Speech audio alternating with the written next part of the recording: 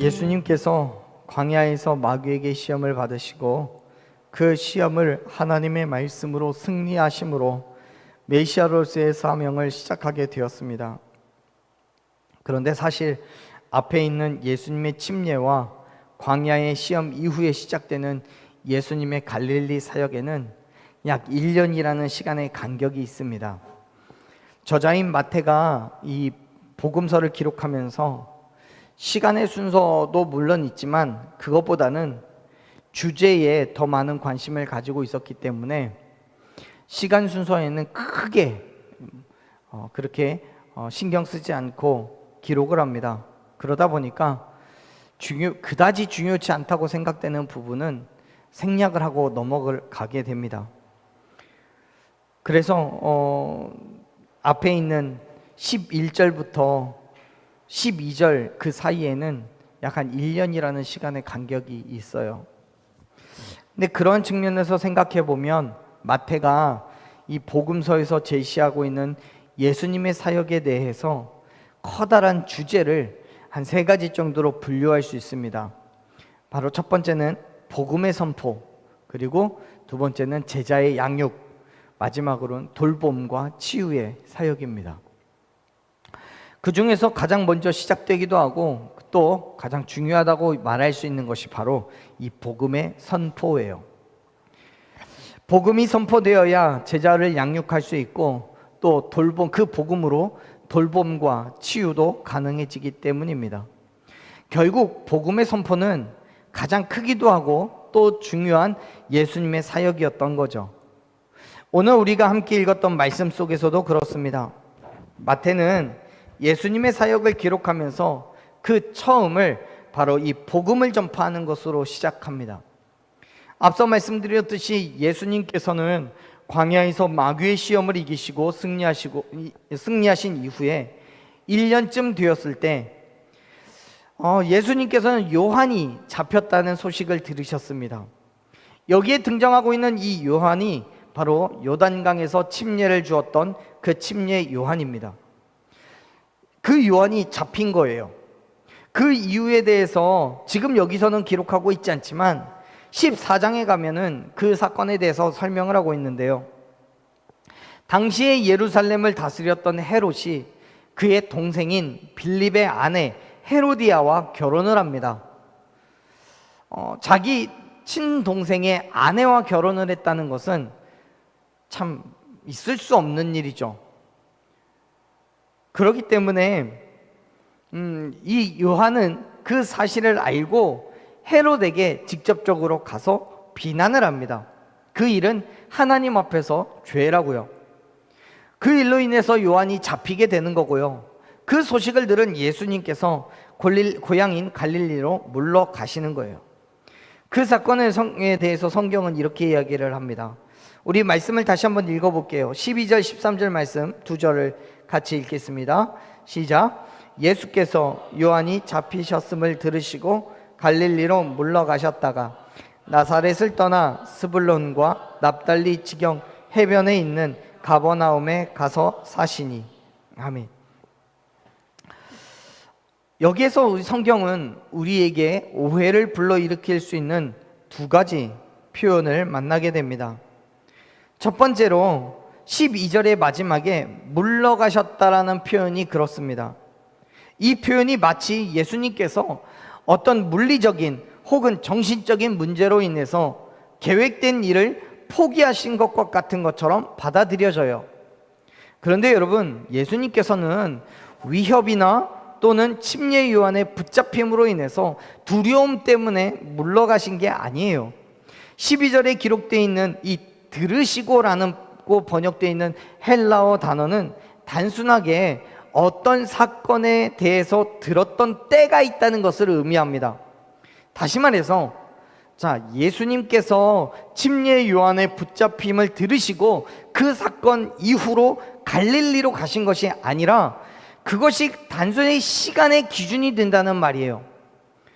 시간의 기준이요. 예수님께서 들으셨기 때문에 침례 요한의 붙잡힘으로 인해서 그것이 원인이 되어서 그곳을 떠나신 것이 아니라 그건 단지 그냥 들으신 것이고, 그 들으신 시간, 그때 그 장소를 기준으로 예수님께서 다른 장소로 옮기셨다는 말이에요. 자, 두 번째 오해는 성경인 12절에서 갈릴리를 이야기하고 13절에서는 나사렛을 떠나 가버나움으로 가셨다라고 기록되어 있어서 마치 예수님께서 갈릴리에 있는 나사렛을 떠나 또 다른 지역에 있는 가버나움으로 가신 것으로 오해가 되어요. 그런데 사실은 갈릴리는 나사렛을 비롯한 가버나움까지 포함한 팔레스타인 북부 지역 전체를 가리키는 그런 지명입니다. 우리나라 지명을 이용해서 굳이 예로 들자면 이런 거예요. 경기도로 물러가셨다가 평택을 떠나 오산으로 가셔서 사시니, 이런 의미인 거예요. 갈릴리는 가버나움과 나사렛을 포함하고 있는, 아주 포괄적으로 포함하고 있는 지명인 거고요. 그 안에 나사렛도 있고 가버나움도 있는 거예요.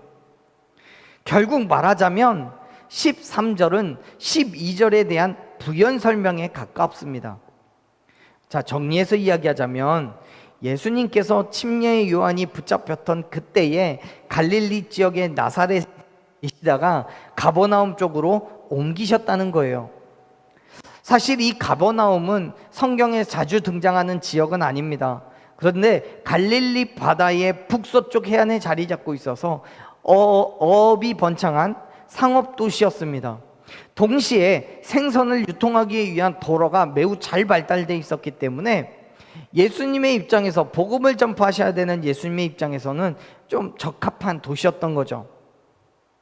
그런데 여러분, 우리가 잊어버리지 말아야 될 것은 예수님께서 이렇게 나사렛에서부터 가버나움으로 옮기신 것은 예수님의 자의적인 판단에 의한 것이 아니라는 거예요. 성경을 통해서 마태는 예수님의 그 발걸음은 모두 구약에서 선지자를 통해 예언된 말씀을 성취하기 위해서라고 계속 말하고 있습니다. 그렇기 때문에 오늘 우리가 읽었던 이 말씀 속에서도 마태는 구약의 선지자의 이야기를 인용해요. 성경은 그렇게 말하는 거예요. 14절 말씀 같이 읽어보겠습니다. 14절, 이는 선지자 이사야를 통하여 하신 말씀을 이루려 하심이라 일렀을. 아멘.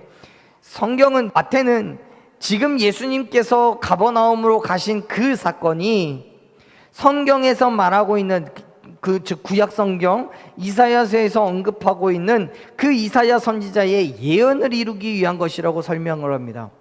그러면서 말을 하죠. 이 이사야서에 기록된 예언의 말씀은 이런 거예요. 15절 16절 같이 읽습니다. 스불론 땅과 납달리 땅과 요단강 저편 해변 길과 이방의 갈릴리여, 흑암에 사는 백성이 큰 빛을 보았고 사망의 땅과 그늘에 앉은 자들에게 빛이 비추었도다 하였느니라. 아멘.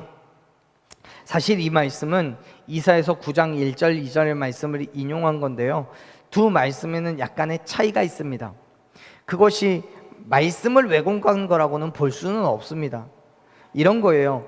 이사야서에 기록된 말씀은 당시 아수르라는 나라가 갈릴리 지역을 침략함으로 인해서 그곳의 주민들을 포로로 잡아갑니다. 그런데 그 사건이 하나님께서 역사하심으로 말미암아 다시 그 갈릴리 지역의 사람들에게 자유를 선포하게 될 거라는 예언을 한 거예요. 그런데 마태는 그 예언을 예수님에게 적용하여서 당시 죄악과 불신의 어두움 가운데 살고 있었던 갈릴리 사람들에게 메시아이신 예수님께서 복음으로 영적인 자유를 허락해 주실 거라고 적용시키고 있는 거예요. 여러분, 마태복음의 15절과 이사야서에서 말씀하고 있는 스불론 땅은 갈릴리 호수 남서쪽 지역에 있는 스불론 지파에게 주어진 땅입니다. 그리고 납달리 땅은 갈릴리 호수 북서쪽 지역에 납달리 지파가 거주했던 땅이에요. 요단강 저편 해변길도 그렇고요, 갈릴리 해변도 마찬가지입니다. 이 모든 지역이 갈릴리 호수를 중심으로 펼쳐진 주변의 지역들을 일컫는 말이에요. 즉 예수님께서는 가버나움으로 가시면서 그 갈릴리 전역의 지역들에게 영적으로 죽어 있었던 유대인들과 또 이방 민족들에게 복음을 전하심으로써 이사야 선지자의 예언이 성취된 것으로 지금 마태는 이야기하고 있다는 거예요. 그런데요, 더 흥미로운 사실은 이 상황에 대해서 기록하고 있는 다른 성경을 보면은요, 또 다른 이야기를 합니다. 아예 틀렸다는 얘기가 아니라 가버나움으로 가신 그 이후에 또 다른, 그 속에 숨어져 있는 또 다른 이유에 대해서 이야기를 해요. 한번 볼까요? 누가복음 4장 말씀 한번 찾아보죠. 누가복음 4장 16절 말씀을 함께 읽어보겠습니다. 누가복음 4장 16절. 자, 같이 읽겠습니다. 예수께서 그 자라나신 곳 나사렛에 이르사 안식일에 늘 하신 대로 회당에 들어가사 성경을 읽으려고 서심해. 아멘. 예수님께서 가버나움으로 가시기 전에 나사렛에서 사역을 하고 계셨습니다. 늘 하시던 대로 안식일에 회당에 들어가서 성경을 읽으시고 그 말씀을 가르치셨어요. 메시아가 바로 이곳 나사렛에 임했다라는 엄청난 말씀을 선포하신 거예요. 그 말씀을 들은 많은 사람들이 예수님의 그 은혜로운 말씀에 놀랍게 여겨요. 그런데요, 그 상황에서 그 이야기를 들은 이 놀랍게 여긴 사람들의 반응이 의외입니다. 의외예요. 말씀을 좀 넘겨보셔서요, 28절 29절 말씀 읽어보겠습니다. 28절 29절 읽습니다. 회당에 있는 자들이 이것을 듣고 다 크게 화가 나서 일어나 동네 밖으로 쫓아내어 그 동네가 건설된 산 낭떠러지까지 끌고 가서 밀쳐 떨어뜨리고자 하되. 아멘. 회당에 있던 사람들은요, 예수님의 은혜로운 말씀을 들었습니다. 그런데 그 말씀을 기쁨과 은혜로 받아들이기는커녕 오히려 크게 화를 내고 결국엔 산 낭떠러지로 끌고 가서 밀쳐서 떨어뜨리겠다라고 소동을 일으키는 거예요. 결국 예수님께서는 그 일 때문에 가버나움으로 가시게 된 거예요. 여러분, 지금 나사렛의 이 사람들은 예수님의 고향 사람들입니다. 어쩌면 예수님께서 태어나셔서부터 성장하실 때까지, 당신의 사역을 감당하시기 30살까지 그 예수님이 성장하는 모든 과정들을 다 보았고 또 함께 있던 사람들이겠죠. 그런데 예수님께서 선포하는 그 말씀을 믿지 않는 거예요. 신뢰하지 않는 거예요. 아멘하지 못하고요, 단지 요셉인 목수인 요셉의 아들인 것으로만 치부하고 진정한 메시아라는 것을 알아보지를 못하는 거예요. 예수님의 겉모습만 보고 평가하는 거예요. 예수님께서 말씀하시는 그 은혜의 말씀에 아멘을 하는 게 아니라 오히려 핍박을 하기에 여념이 없어요. 크게 화를 내기에 여념이 없어요. 결국 어떻게 돼요? 예수님으로 인해서 부어질 그 은혜와 축복이 나사렛이 아니라 어디로 옮겨져요? 가버나움으로 옮겨지는 거예요. 사랑하는 여러분, 성경은 시편 73편 28절에서 우리에게 말씀합니다. 하나님께 가까이 함이 복이라고요. 하나님의 백성들은 하나님의 음성으로 살아가는 겁니다. 하나님의 말씀을 들어야 살아갈 방법을 알게 되고, 하나님의 말씀을 들어야 우리가 걷는 길의 방향을 잡게 되는 겁니다. 그런데 그 음성을 멀리하기 때문에 문제가 생기면 해결할 방법을 알지 못하는 거예요. 그래서 쓰러지고 넘어지는 거예요. 하나님의 음성을 멀리하기 때문에 그 길의 방향성을 잃고 그 자리에서 맴 도는 거예요. 목적지에서부터 점점 더 멀어지는 거예요. 계속해서 인간적인 방법을 찾다가 지치고 좌절하게 되는 거예요. 사랑하는 여러분, 끊임없이 하나님의 말씀을 가까이 대하십시오. 세상을 살아가며 얻어야 하는 그 지혜와 축복은 오직 하나님께만 있음을 믿으시길 바랍니다. 저와 여러분에게 진정한 의미에서의 복과 은혜의 근원이 되시는 예수 그리스도를 올바로 볼 수 있는 그 영적의 눈을 뜨는 저와 여러분 되기를 간절히 축원합니다. 눈을 뜨십시오. 말씀에 집중하십시오. 예수 그리스도 안에 감춰진 그 힘과 능력을 바라보며 그 힘과 능력을 소망하십시오. 하나님께서 우리의 눈을 열어주셔서 우리를 동행하실 하나님의 역사하심을 알게 하실 줄로 믿습니다. 예수님께서 가버나움으로 가시면서 그렇게 선포하신 거예요. 한번 볼까요? 17절 말고 다시 본문으로 돌아와서요. 마태복음 4장 17절 말씀 같이 읽겠습니다. 읽습니다. 이때부터 예수께서 비로소 전파하여 이르시되 회개하라 천국이 가까이 왔느니라 하시더라. 아멘. 이때가 언제입니까? 이때가 가버나움으로 가신 그때입니다. 가버나움으로 가셔서 비로소 전파하시는 거예요. 뭐라고요? 회개하라고요. 천국이 가까이 왔다고요. 여러분, 사실 이 말씀은 침례 요한이 광야에서 선포한 말씀과 동일하기 때문에 어쩌면 전혀 새로울 것이 없는 것처럼 느껴질 수도 있습니다. 하지만 전혀 그렇지 않아요. 왜냐하면 선포하는 사람이 다르잖아요. 다시 말해서 침례 요한은 단지 오실 메시아에 대한 종으로서 선포한 것에 불과합니다. 그런데 지금 예수님의 선포는 천국, 즉 하나님의 나라의 왕이자 주인된 신분으로서 선포하시는 거예요. 그 말은 침례 요한은 가까이 다가온 천국, 미래에 있을 천국을 선포했다면 예수님은 당신 자신, 예수님으로부터 실현된 천국을 선포하고 있다는 거예요. 그럼에도 불구하고 천국이 도착했다라고 말씀하시는 게 아니라 가까이 왔다라고 말씀하시는 이유는 아직 예수님께서 죽으시고 부활하셔야 되는 그 사건이 남아있기 때문입니다. 다시 말해서 하나님의 나라는 예수님께서 십자가의 죽으심과 부활하심을 통하여서 비로소 완성된다는 사실을 여러분 믿으시길 바랍니다. 그런데 여러분, 말씀을 다시 한번 잘 보세요. 그렇게 완성되는 하나님의 나라에 참여할 수 있는 방법이 뭡니까? 참여할 수 있는 방법이요. 예수님께서는 분명하게 그 조건에 대해서 선포하십니다. 뭐라고요? 회개하라고요. 회개해야 되는 거예요. 오직 회개를 통해서만이 하나님의 나라에 들어갈 수 있음을 믿으시길 바랍니다.